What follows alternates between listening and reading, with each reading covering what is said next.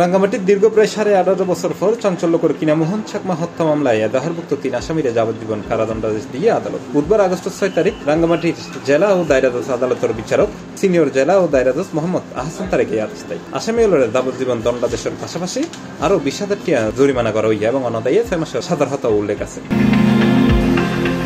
দণ্ডপ্রাপ্ত আসামি হল সুবল চন্দ্র চাকমা ওরফে সুকৃতি বা গুজ্জ চাকমা, হৃদয় কুমার চাকমা ও বুদ্ধিমণি চাকমা। এই মামলাত সাক্ষ্য প্রমাণে অভিযোগ প্রমাণিত নমুনে আরও 8 আসামিরে খালাস প্রদান করছে আদালত।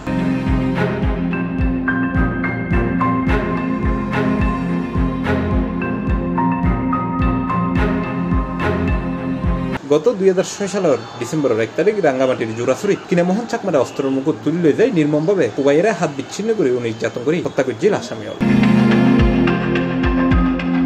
C plus TV, Chittagong.